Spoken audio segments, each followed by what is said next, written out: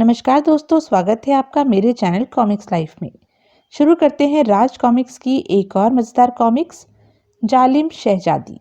जालिम शहजादी, लेखिका सरिता भारती, संपादक मनीष चंद्रगुप्त, चित्रांकन अनिल प्रकाश।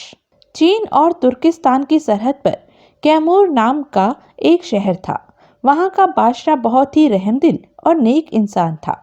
एक दिन, वजीर आला फरियादी हमसे क्या चाहता है? जहां पना, फरियादी रहमान बूढ़ा और गरीब है। अपनी जवान बेटी की शादी के लिए इसके पास पैसा नहीं है। और हम समझ गए, खजाने से इसे 10,000 दिनार फौरन दे दिए जाए। बादशाह के आदेश पर गरीब फरियादी को 10,000 दिनारें दे दी गई। बादशाह सलामत का इकबाल बुलंद हो, आपने मेरी बहुत बड़ी मुश्किल हल कर दी। मैं जिंदगी भर आपकी गुलामी करूंगा। बादशाह कैमूर बड़ा ही दयालु व न्यायप्रिय था। अपनी प्रजा के दुख दर्द का वह बहुत ख्याल रखता था।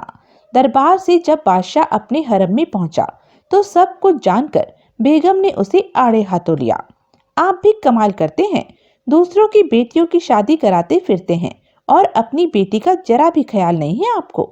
मेहरू की बात कर रही हो बेगम? क्या हुआ हमारी बेटी को? मुझे कुछ नहीं हुआ अब्बा जान, मगर मेरी शादी आपको मेरी मर्जी से ही करनी होगी और शादी के लिए मेरी जो शर्त है मैंने अम्मी जान को बता दी है। क्या शर्त है हमारी बेटी की? जरा हम भी तो सुने। क्यों बेगम, क्या कहना है हमारी लाडली का? हमारी मगरूर शहजादी की जिद है कि वह उसी जांबाज शहजादे से निकाह के लिए तैयार होगी जो इसके एक सवाल का सही सही जवाब देगा। और सवाल क्या है हमारी बिटिया का? गुस्ताखी माफ हो अब्बा जान, जो शहजादा मुझसे निकाह की आरजू लिए आएगा सवाल मैं उसी से पूछूंगी। ठीक है, यही सही, हम मुनादी करवा देते हैं। जो भी शहजादा हमारी मेहरू के सवाल का सही सही जवाब देगा उसी को शहजादी के साथ निकाह का फक्र हासिल होगा। उफ, यह क्या गजब करने जा रहे हैं आप? अपनी बेटी की शर्त का अगला हिस्सा भी तो सुन लीजिए। आप पहेलियां मत बुझाइए बेगम, साफ साफ कहिए बात क्या है? क्या चाहती है हमारी मेहरू? अपनी मेहरू की खुशी के लिए हम उसकी हर बात मानने के लिए तैयार हैं। अब्बा हुजूर, आपने जो कुछ भी कहा है उससे मुकर मत जाइएगा। इतनी बड़ी बात कहने से पहले जरा यह तो जान लिया होता कि क्या चाहती है मेहरू। उफ, अब कुछ कहोगी भी बेगम? आखिरकार बेगम ने बताया, मेहरू की शर्त है कि जो भी शहजादा उसके सवाल का सही सही जवाब नहीं दे सकेगा उसका सिर कलम करवा के महल की दीवार पर लटकवा दिया जाएगा। ओह नहीं, अगर यह नहीं होगा तो मेहरू शादी भी नहीं करेगी। बादशाह ने मेहरू को समझाया, अपना फैसला बदल डालो बेटी, किसी की जान लेना ठीक नहीं है। नहीं अब्बा जान, मैं अपना फैसला नहीं बदल सकती। मैं अपनी शर्त मनवाने के लिए किसी पर दबाव भी नहीं डालती। लेकिन इस तरह तुम कभी शादी नहीं कर पाओगी बेटी। कौन अपनी जान देने यहाँ आएगा? शहजादी मेहरगेज महल की खिड़की के पास जाकर खड़ी हो गई। जरा यहाँ ये अब्बा जान। वहाँ वहाँ क्या है? बादशाह ने खिड़की से झांक कर बाहर देखा। अरे, कौन है ये लोग? ये सभी मेरे दीदार का फक्र हासिल करने के लिए यहाँ आए हैं। ओह, लेकिन अगर इनमें से कोई तुम्हारे सवाल का जवाब न दे सका तो वह मारा जाएगा। मैंने अच्छी तरह इन्हें अपनी शर्त बता दी है। अभी भी कुछ नहीं बिगड़ा है, ये वापस जा सकते हैं। फिर भी बेटी, यह ठीक नहीं है, लोग हमारे दुश्मन हो जाएंगे। कोई दुश्मन नहीं होगा अब्बा जान।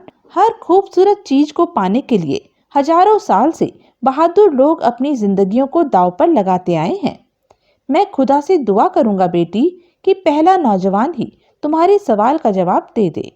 दूसरे दिन राजमहल के एक खास कमरे में शहजादी मेहरगेज ने उससे शादी करने के इच्छुक नौजवानों से अपना सवाल पूछना शुरू किया। क्या तुम बता सकते हो गुल ने सनोबर के साथ क्या किया? यह गुल कौन है और यह सनोबर? सवाल नहीं, जवाब दो। युवक उत्तर न दे सका। रहम कीजिए शहजादी साहिबा, ले जाओ इसे और कत्ल कर दो। मौत के सामने गिड़गिड़ाने वाले मुझे पसंद नहीं है। जो हुक्म शहजादी साहिबा। इस तरह एक एक करके शहजादी मेहरगेज ने सैकड़ों नौजवान शहजादों को मौत के घाट उतार दिया और उनके सिर महल की दीवार पर टंगवा दिए। यह शहजादी है या डायन? यहाँ से वापस लौट चलने में ही भलाई है। बादशाह कैमूर और उनकी बेगम परेशान हो उठे। मैं कहती हूँ उसे रोकिए, यह कत्ले आम बंद कराइए। बेगम, हमारी समझ में खुद कुछ नहीं आ रहा है, हम क्या करें? हम कई बार उसे समझा चुके हैं, पर सब बेकार। वह अपनी जिद से जरा भी टस से मस होना नहीं चाहती। फिर आप बादशाह शमशाद लाल पोश की शहजादी को ही समझाइए, वह यहाँ क्यों मरने चला आया है? हम उसे भी समझा चुके हैं, पर वह अपनी जिद पर अड़ा है। उसके साथ आए पांचों भाई भी उसे उकसा रहे हैं, और सातवां भाई बादशाह लाल पोश के तो 7 बेटे हैं। हाँ, लेकिन सबसे छोटा शहजादा अलमास रूह बख्श इन शहजादों की तरह बेवकूफ नहीं है। बेगम, अगर इन्हें कुछ हो गया तो हम अपने दोस्त लाल पोश को क्या जवाब देंगे?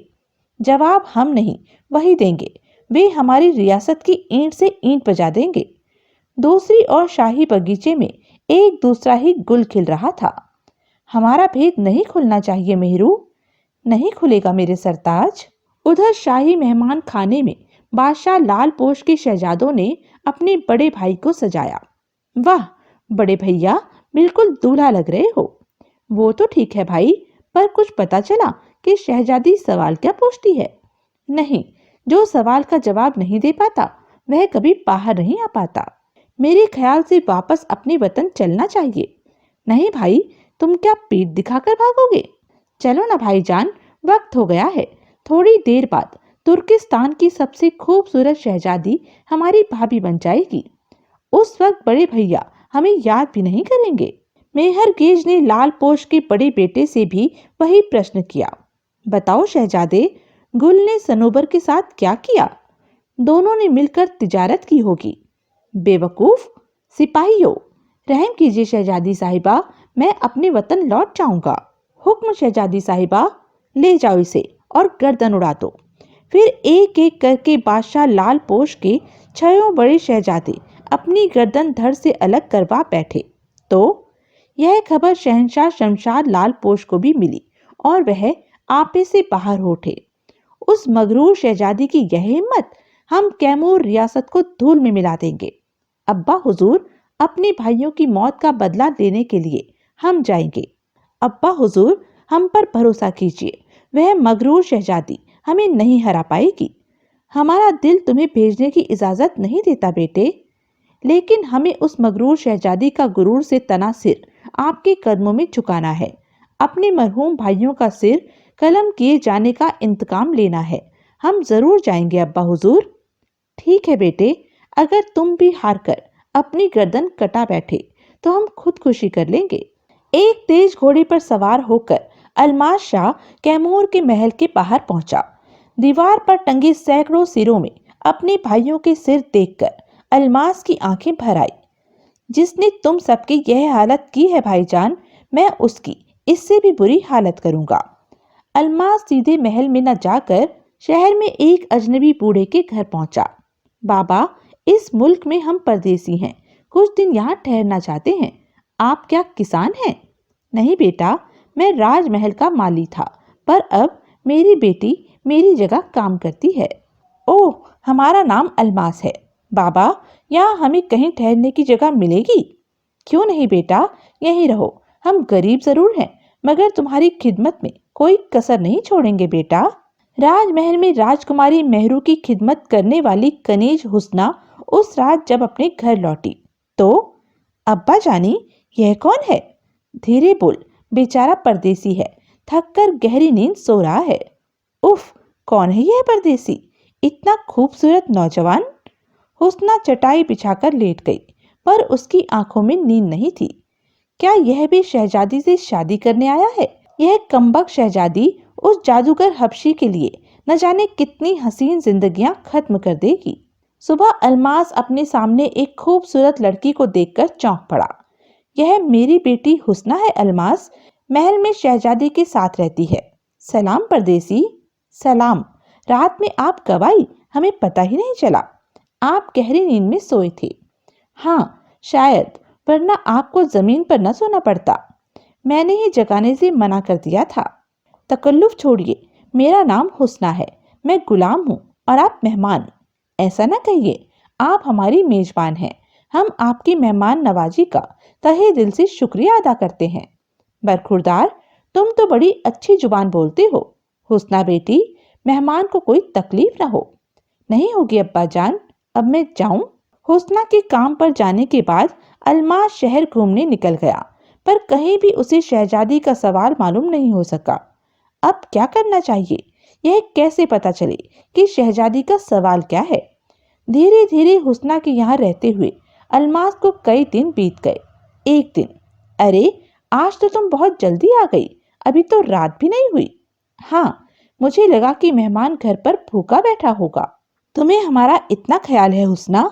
जितनी खूबसूरत तुम हो, उतना ही खूबसूरत तुम्हारा दिल है।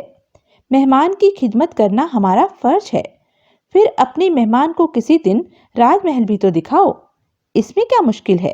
पर तुम्हें स्त्री का रूप बनाना होगा। क्या कह रही हो हुस्ना? मर्द होकर हम औरत का रूप बनाएं? फिर तुम महल में नहीं जा सकते। और अगले ही दिन, कैसा लगता हूँ? कैसा नहीं, कैसी लगती हूँ कहो। ओह, मैं भूल गया कि मैं अब तुम्हारी सहेली हूँ, जीनत। भूल गया नहीं, भूल गई। अब चलो जल्दी, देर हो रही है। वहां जाकर गड़बड़ मत कर देना। दोनों घर से बाहर निकले।